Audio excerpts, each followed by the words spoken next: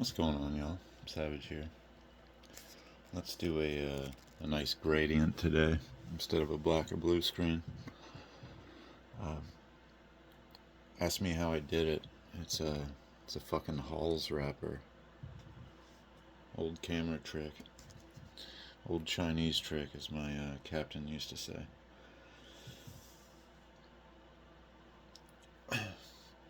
It seems clear to me that we are aligning ourselves against the most extreme parts of the opposing party or ideas or thoughts,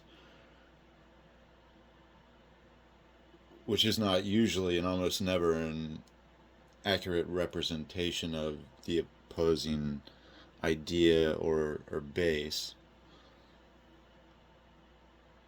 And while that seems, yeah, we know that. That seems like a common idea for us. What's important to me is we're not standing for anything.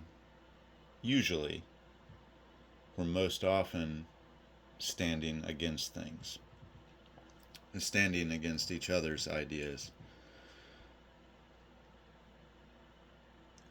Very common, even of older arguments, that there aren't many solutions proposed, and the layperson arguing politics, especially geopolitics, isn't going to have any real answers because they don't know what the fuck they're talking about. When it's common sense things that are in front of us, or we feel that are in front of us, say like the news event in Minneapolis, it's so anti, and you can say each side can just blanket say for freedom, but they're not, or democracy, and the other people, it's a constitutional republic. Don't say that, brother. And here comes the American flag. It seems like we're not on like eye to eye level, but the Trump derangement syndrome crowd and the own the libs crowd.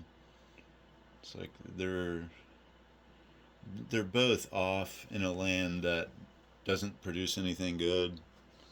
Uh, Maybe the own the libs, endless. This is 50,000 videos on Ilhan Omar or whatever the fuck. Whatever I keep seeing, like, why does everyone have to make 2 videos a day about this, or what is this new algorithm that I've gotten into? Uh, and since this is a fresher account, an older account that uh, wasn't uploaded to, it changed its behavior into a more way too right wing talking head in a room shit.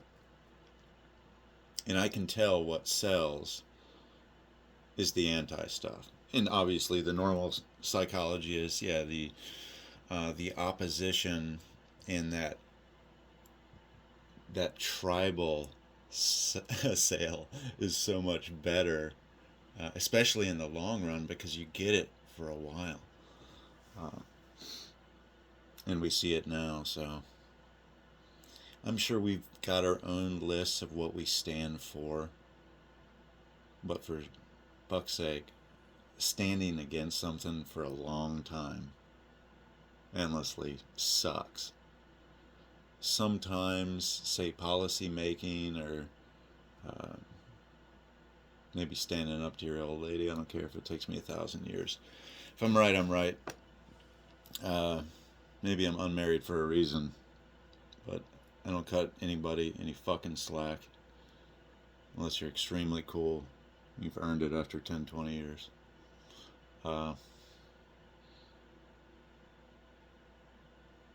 We have to treat each other with some sort of decency, not slack. You don't have to cut anybody any fucking slack. But let's understand, from a realistic perspective, we can talk and run our mouth all day long, but come election time, that's when most of this matters. and all the hot air in between is, policy ideas, things you would want them to implement.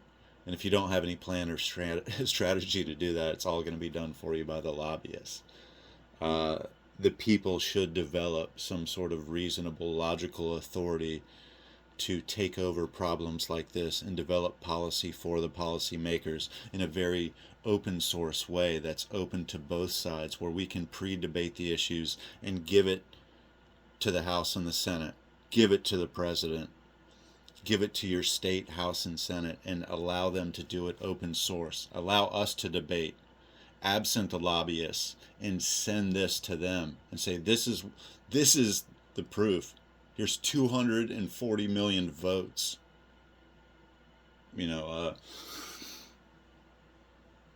There's a lot of ways to look at this, and most of them aren't being completely against and being focused on just anti one party, and not focused on not what your own party is doing wrong if you have a party, but the reasonable middle ground, and what are you really going to do about it? And that's done with lawsuits and policy making, not with signs and whistles.